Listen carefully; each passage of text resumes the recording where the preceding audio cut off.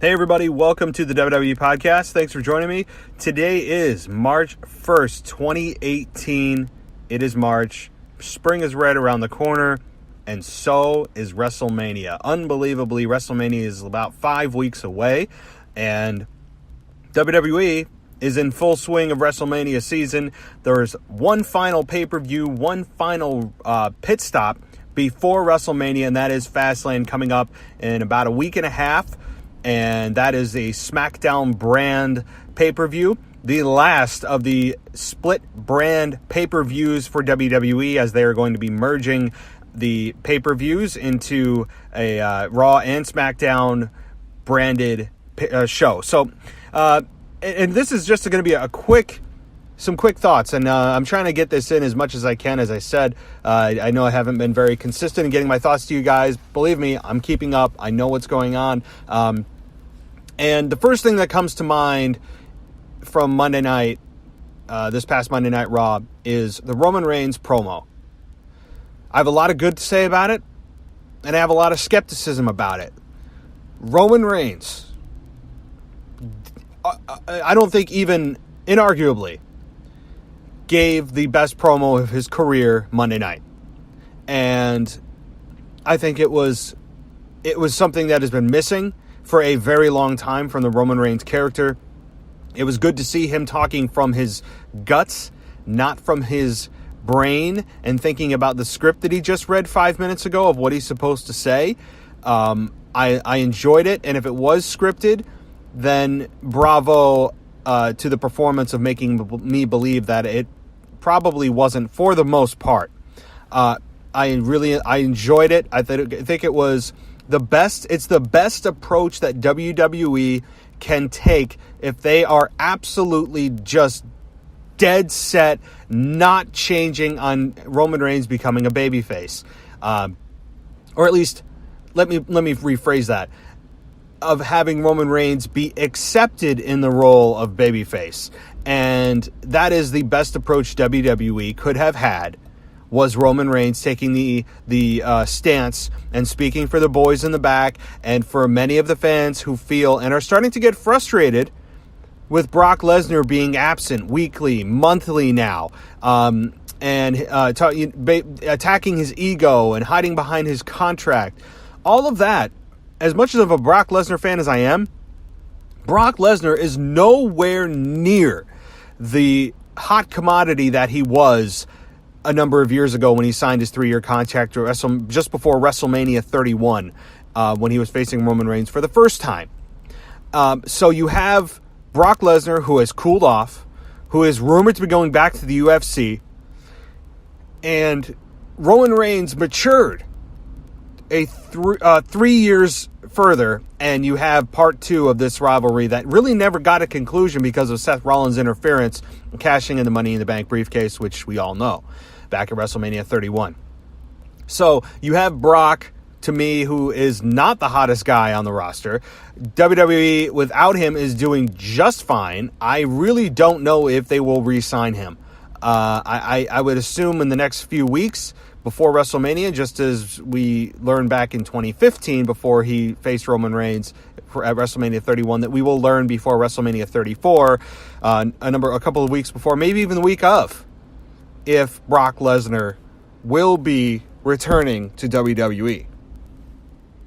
You also have and this is something that, the more I thought about it, as I was watching Roman Reigns' promo, I was skeptical of it. And this is where I am, I guess, all of the good that was... And let me make no mistake about it. This promo, as I said, was the best of his career. But this is where I may draw the line and have an argument against this promo. And that would be, this could have very well been a work. As much as he was trying to look like he was going off script and trying to, quote, cover for Brock Lesnar, my guess, if I'm a betting man, is that this was a work.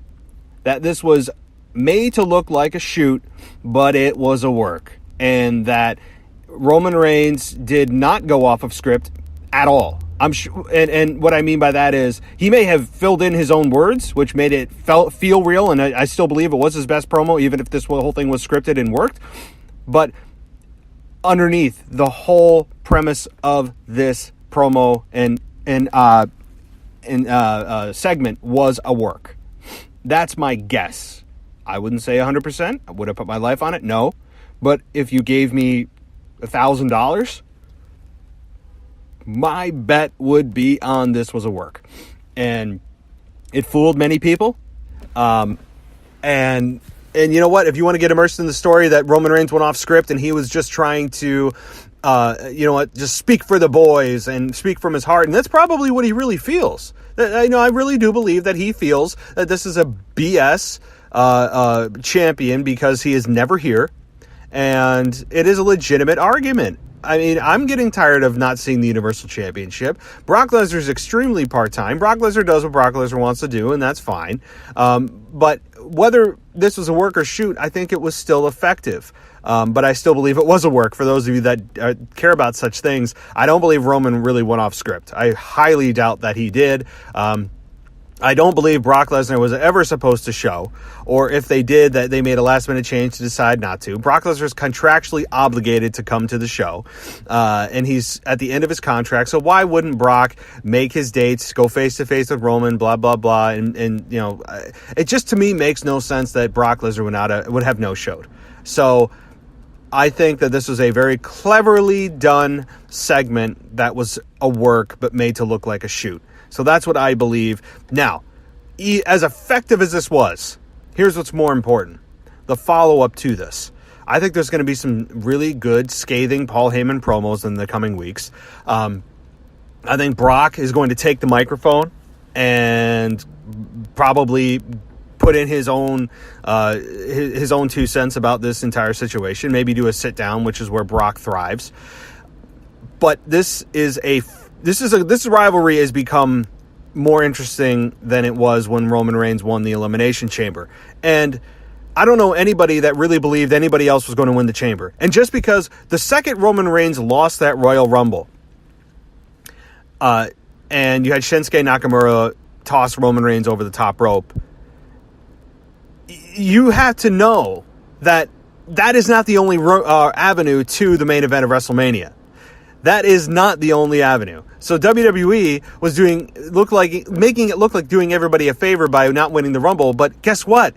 There were 2 brands. There are 2 brands. And with Shinsuke clearly going to face AJ Styles, that leaves the Raw spot open. So even if you didn't win the Rumble, it didn't matter because Roman was going to find a way to win and win the Elimination Chamber. This main event of Brock Lesnar versus Roman Reigns, we have been talking about this happening since before last year's WrestleMania. Over a year, this whole thing has been very well documented and, predictable. It has been.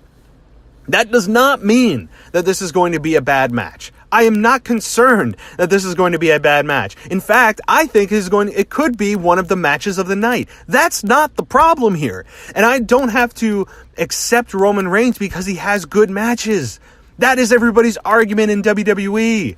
I don't understand why we're just supposed to accept him as the top babyface because he has good matches and good performance like some kind of magician or theater actor. This is not about just having good matches. Is it a piece of it? And is he good at it? Yes. Yes to both. But WWE needs to take this little bit of a spark that they have. This has been the most momentum that WWE's had with the success of the Roman Reigns babyface character since its inception after he left the Shield and Seth Rollins turned on the Shield and they all went solo a number of years ago, over 3 years ago. This has been the most in that amount of time. So WWE needs to capitalize on this and capitalize on it fast. They cannot sit on their heels on this one, and they need to move forward if they have any chance for success. And to be honest, even if they are successful in the next few weeks, even say they are unbelievably successful in the next 4 weeks of television, and all of a sudden they get to WrestleMania in front of that crowd in New Orleans, I still believe Roman Reigns is going to get torn apart. It is just the nature of the WrestleMania audience, that quote hardcore audience, the educated audience, the smart crowd, whatever demeaning label that WWE executives want to put on that audience. They are not going to cheer for Roman Reigns during that match. It is just not in their blood, in their DNA. They are programmed to boo Roman Reigns. Whether Brock signs or not, Roman is going to get destroyed in that match. And Brock Lesnar can play heel all he wants. It's not going to happen. So they can have a great match, and I believe they will. And they have great chemistry together. So this is going to be a fun match, a fun rivalry. So I'll just end Roman Reigns and the main event. Which, by the way, he's main evented WrestleMania, 3 years in a row? 4 years in a row now? And so WWE can not have him win the Rumble or any kind of big main event or the typical classic routes to get to the WrestleMania main event. But WWE will still find a way to put him there. So if you think for 1 second that WWE has given up on the Roman Reigns babyface character, unfortunately for all of us that just want to see him turn heel, my God, please, just do it. Just do it. It does not look like it is ever going to happen. And I can pretty much say that at this point. So moving on, a little bit of Ronda Rousey. So I would say Ronda Rousey has done an average to slightly above average job since coming in. I don't like her smiling. Her mic work has been shaky, but I got to give her some slack there. As much of a beast in the octagon as she was, and as physically imposing as she was, that doesn't mean it translates to excellent mic skills. That takes time. I will give her a pass on that. But she's not terrible on the microphone either. I think she's the most effective when she is serious. And she's not Finn Balor smiling all the time like a little schoolboy. When she is serious and she is able to really tell a story in her body language, that is where she thrives and shines, is in her body language. And so if she continues to do that, maybe takes the Roman Reigns approach at this point and says, and less is more, I think that is where she will be successful. So I think overall, you have Ronda Rousey coming in. It's going to be some kind of tandem with Ronda and Kurt, or even the Ronda and The Rock versus Triple H and Stephanie at WrestleMania. And that should be fun. I'm interested to see how Ronda does in the ring. As we all know, the only time Stephanie McMahon is one-upped is at a WrestleMania, and that is either with an accidental, it's always with an accidental move of Roman 2 years ago accidentally spearing Stephanie, or Triple H last year accidentally knocking into her wife, or having Seth Rollins knock him into his wife and she goes through a table and has a nice little soft bump. There's never a definitive somebody going after and ripping Stephanie limb from limb. So that is what's missing. However, it is really only at WrestleMania that she gets her what's coming to her as a heel character, which is frustrating because she's this untouchable heel that just makes no sense.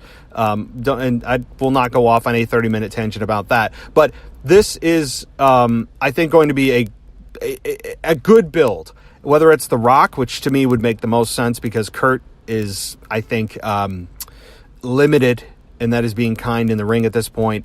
His mic skills, you know, I am a huge Kurt Angle fan, and I have always been a huge Kurt Angle fan. And yes, he's limited in the ring right now physically, but the current corporate structure of WWE of being so structured and controlling over what's said in promos, it is killing Kurt Angle's promos in general. And what I mean by that is every time Kurt Angle comes out, it's so predictable what he's going to say. He feels like he's reading a script. He trips up over his words half the time trying to remember what he just read. And it just doesn't feel natural. He feels like he's robotic. That is not Kurt Angle. Kurt Angle is Kurt Angle when he's organic and allowed to just be himself and not feel like he is reading someone else's words. And he has felt like that since he's become the general manager. Listen to him coming out every Monday night. It's painful. It's painful. But I guess that is just the nature of what is WWE in 2018. So, those are just some quick thoughts on the current state of WWE. I'm looking forward to Fastlane, but more importantly, WrestleMania, and how they continue to capitalize on this Roman Reigns very, very small bit of momentum that they have, or a glimmer of hope of success with this I don't even want to say top babyface, just babyface, successful babyface Roman Reigns. But I still believe no matter how successful they are in the next 5 weeks of television, whatever it may be, that at WrestleMania, it is going to be the same old reaction for Roman Reigns. So, guys, thank you for joining me. Follow me on Twitter at the WWE Podcast. Everyone have a great day. I'll talk to you soon.